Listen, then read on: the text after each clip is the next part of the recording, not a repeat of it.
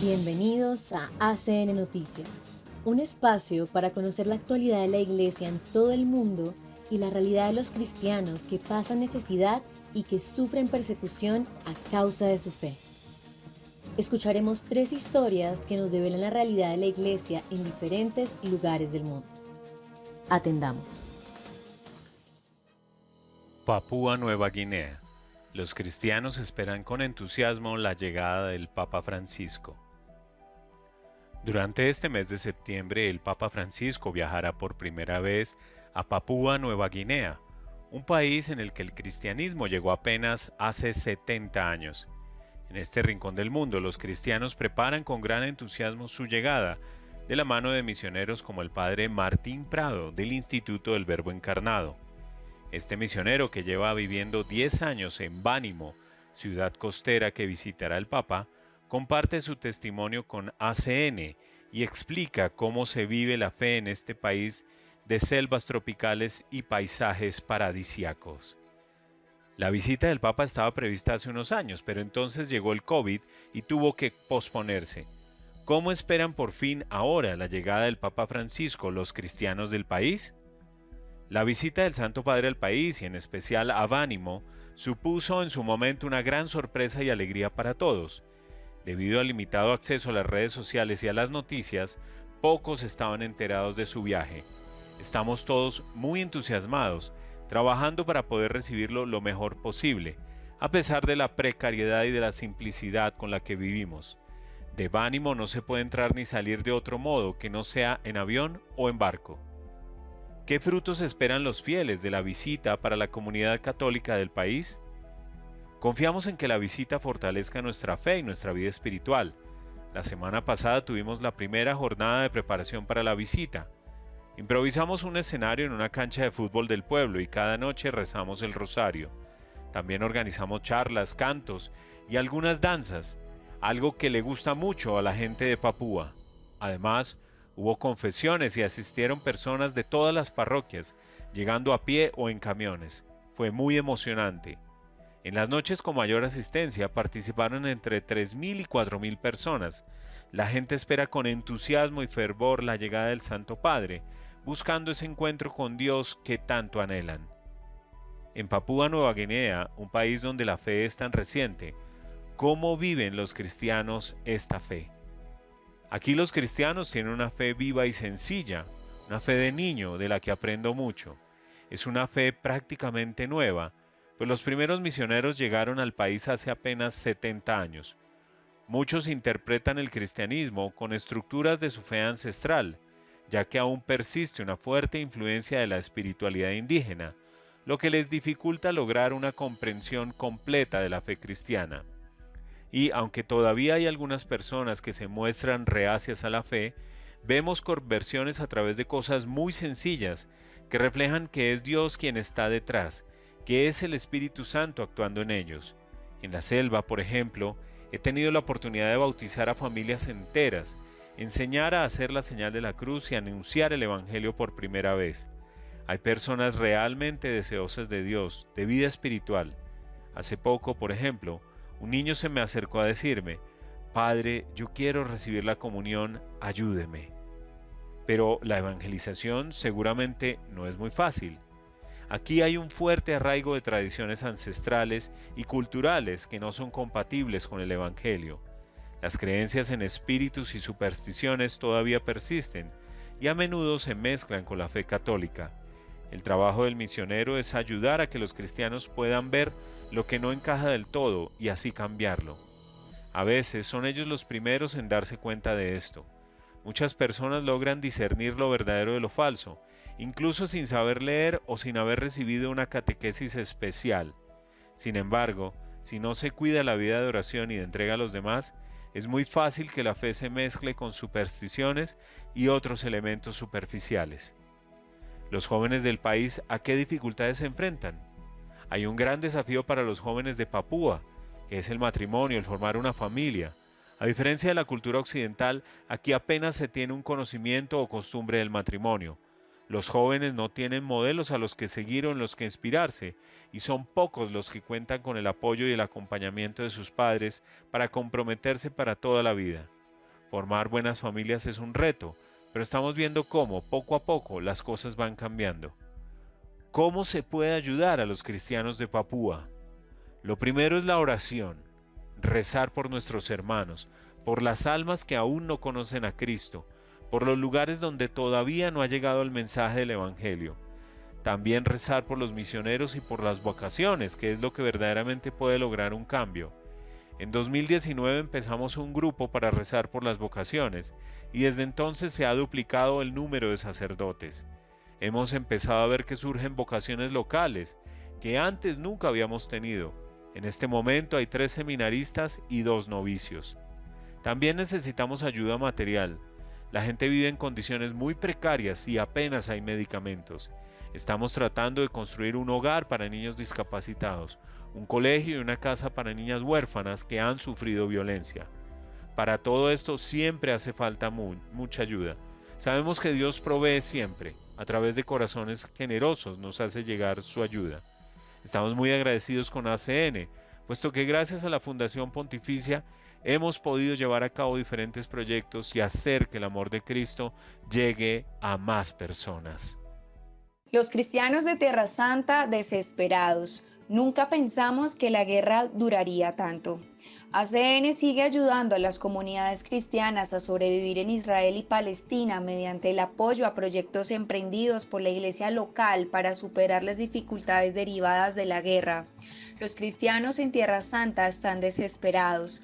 Con el estallido de la guerra el 7 de octubre, ACN intensificó su apoyo a las comunidades cristianas de Tierra Santa.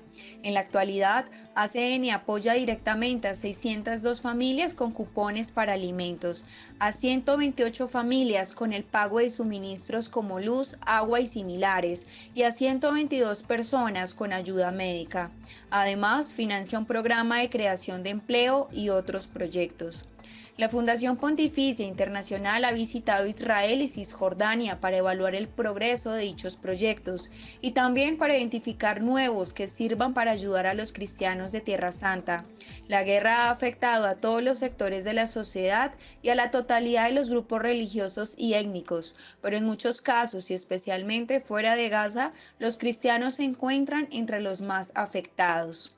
Al principio, los cristianos pensaron que sería algo pasajero. Pensábamos que la guerra acabaría al cabo de 5 meses, pero no ha sido así. Muchos cristianos han perdido sus empleos o han visto reducidos sus salarios o carecen de todo ingreso. Sin embargo, la vida continúa y necesitan alimentar a sus familias y pagar las tasas académicas y el alquiler. La vida se ha tornado terrible para ellos. Cuenta Dima Cowry a la delegación de ACN con motivo de un encuentro en el Patriarcado Latino de Jerusalén, PLJ. La clase media se ha empobrecido y los pobres lo son aún ahora más. Muchas de las familias propietarias de negocios propios han abandonado el país. Como la guerra continúa, nos empieza a preocupar que Tierra Santa se convierta en la próxima Siria y que esto sea una guerra interminable. Incluso si la guerra terminara ahora, Dima Cowry asegura que la economía necesitaría 1 año para recuperarse. Dima Cowry dirige el Departamento de Servicios Sociales del Patriarcado, que se esfuerza por proporcionar ayuda a los cristianos para que puedan sobrevivir a esta crisis. ACN ha sido una de las primeras organizaciones en destinar ayuda económica a muchos de los proyectos que el Patriarcado ha puesto en marcha, como los vales de comida para ayuda inmediata, la financiación de medicinas y tratamientos médicos y la implementación de un programa de creación de empleo que ha permitido a muchos volver a trabajar y percibir un sueldo decente. La Iglesia sirve y presta ayuda a estas familias durante la guerra. Entre los cristianos de Gaza, Jerusalén, Este y Cisjordania, venimos apoyando a 715 familias a través de un fondo de ayuda humanitaria y socorro de emergencia, ha explicado Dima Cowry. Con el programa de creación de empleo financiado por ACN, logramos matar 3 pájaros de un tiro, ayudar a las familias, inyectar dinero en la comunidad y mantener en funcionamiento algunas instituciones cristianas, ha añadido. Una parte importante de la ayuda se destina a asistencia médica, especialmente para los cristianos palestinos de Cisjordania que no cuentan con programas sanitarios estatales al no ser ciudadanos israelíes. El patriarcado apoya con dedicación a 200 enfermos crónicos. Otro aspecto importante es la financiación de las tasas escolares, también para quienes no asisten a la amplia red de escuelas del PLJ y de las matrículas para estudiantes universitarios de diferentes confesiones cristianas. También tenemos un grave problema con la vivienda, sobre todo en Jerusalén del Este, ya que la mayoría de los cristianos viven de alquiler y corren peligro de ser desahuciados si no pagan las mensualidades, ha señalado Dima. El obispo William Shomali, vicario patriarcal para Jerusalén y Palestina, ha declarado a CN que apenas pasa un día sin que reciba una nueva petición de ayuda. Me llaman casi a diario personas del norte o del sur. Algunos no pueden pagar el alquiler, otros la comida, otros las matrículas y otros necesitan permisos. Los permisos para entrar en Israel desde Cisjordania son la mayor necesidad. Solían estar vigentes 160.000, ahora no creo que sean más de 10.000, probablemente 8.000. Sin embargo, la gente realmente quiere trabajar. Por eso agradezco a ACN que apoye proyectos de creación de empleo y que no se limite a dar limosna.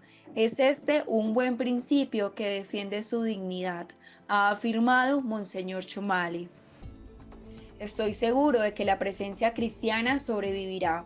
La delegación de ACN también se reunió con Sami El-Youssef, el director administrativo del PLJ que supervisa todos sus gastos y proyectos. Según El-Youssef, la situación es más desesperada de lo previsto, pero se muestra esperanzado de que con ayuda la comunidad cristiana será capaz de capear el temporal.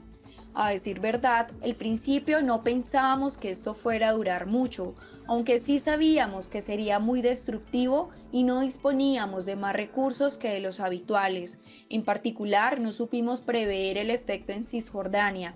Hemos visto antes en el pasado cierres, retirada de permisos y pérdida de puestos de trabajo, como por ejemplo durante el COVID, pero pensábamos que sería algo temporal. En cambio, ahora nos damos cuenta de que esto tendrá implicaciones a largo plazo, dijo. Fue una bendición contar tan pronto con el apoyo de ACN porque nos permitió actuar desde el primer día. Durante este año hemos sido realmente una iglesia que sufre. Necesitamos todo el apoyo posible de nuestros amigos del mundo entero, y ACN ha sido uno de los primeros en reaccionar, añadió Sami El-Youssef. En cuanto a la suspensión de los permisos de entrada a Israel para los residentes de Cisjordania, Sami El-Youssef explica que la gente pensaba que duraría solo un par de meses y que luego Israel tendría que volver a reactivarlos porque necesitaría de los trabajadores. Sin embargo, con la mentalidad israelí actual, eso no va a suceder. En su lugar, han empezado a importar inmigrantes de todo el mundo, lo cual duplica el coste de la mano de obra. Además, son personas sin cualificación ni conocimiento de la lengua, explica ilustrando cómo los ataques del 7 de octubre han provocado una ruptura total de la confianza entre árabes e israelíes en Tierra Santa. Si nos fijamos demasiado en el horizonte político, haríamos las maletas y nos marcharemos. Sin embargo, esta tierra ha atravesado ya muchas crisis y la Iglesia siempre ha encontrado la manera de ser el medio de apoyo para su comunidad, y no hay razón para creer que ahora vaya a ser diferente. Es difícil y tenemos que pensar detenidamente sobre lo que haremos en el futuro, pero estoy seguro de que la presencia cristiana sobrevivirá y de que la Iglesia tiene que estar presente con sus instituciones. 8 años encarcelada injustamente en Pakistán. Dios estuvo conmigo en esa lucha. Shagufta Kausar fue acusada falsamente de blasfemia y 8 años encarcelada en Pakistán. Durante casi todo este tiempo permaneció separada de su familia. A su marido lo golpearon y torturaron, y a ambos los presionaron para que se convirtieran al Islam. Ahora, una vez recuperada la libertad, Kausar cuenta a ACN en una entrevista cómo extrajo fuerzas de su fe. Señora Kausar, usted fue acusada injustamente de blasfemia y a pesar de ser inocente pasó casi 8 años en una cárcel pakistaní. Finalmente fue puesta en libertad. ¿Cómo es ser cristiano en Pakistán? En Pakistán hay persecución contra los cristianos. Muchos son acusados injustamente de blasfemia y encarcelados. Para nosotros, incluso las cosas sencillas de la vida cotidiana pueden complicarse, porque te puede acusar cualquier vecino, o como ocurrió en el caso de Sargoda, donde un lechero acusó a una persona falsamente de haber quemado una página del Corán. ¿De dónde extrajo fuerzas para soportar tantos años de encarcelamiento y separación de sus seres queridos? A pesar de no tener teléfono móvil, fui acusada de haber enviado un mensaje de texto blasfemo, tras lo cual fui encarcelada en régimen de aislamiento. Cuando fui condenada a muerte, sufrí a causa del calor, el hambre y la separación de mi familia. Lo único que me sustentó, convirtiéndose en una fuente de serenidad, fue mi fe en Jesucristo. Leí en Mateo 6:27, ¿quién de vosotros, a fuerza de agobiarse, podrá añadir una hora al tiempo de su vida? Medité y reflexioné sobre mi fe y me sentí fortalecida. Ya no estaba sola. Dios estaba conmigo en la lucha entre la vida y la muerte. ¿Qué impacto tuvo toda esa situación en su familia y sus amigos? Cuando estaba en la cárcel esperaba poder recibir visitas de mis hijos, pero durante 3 años no me permitieron verlos. A los niños varones se los llevaron a un centro de protección estatal. Estaban aterrorizados porque al ser menores veían en ellos a hijos de una persona que había cometido blasfemia, por lo que la gente tenía prejuicios frente a ellos y los mantenían aislados. Mi marido, que sufre una discapacidad, también fue detenido. En la cárcel lo colgaron cabeza abajo y lo golpearon para obligarlo a admitir que habíamos cometido blasfemia. Sin embargo, éramos inocentes y no podíamos confesar algo que no habíamos hecho. Nos presionaron para que nos convirtiéramos al Islam, pero nos negamos porque apreciamos nuestra fe en Jesucristo. Mi hermano y mi cuñada hicieron lo que pudieron para que yo recibiera asistencia jurídica, y también la Unión Europea se implicó en demostrar mi inocencia.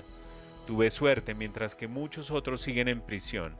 Si Pakistán no hace algo para impedir que se siga abusando de esta ley, habrá muchas más Asia Bibis y Shagufta Kausers. Muchos de nuestros benefactores entregan generosos donativos para ayudar a los cristianos de Pakistán. ¿Tiene algún mensaje para ellos?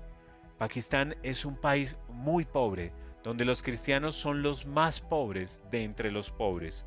Como profesan una fe diferente de la mayoría de la población, acaban siendo discriminados y marginados.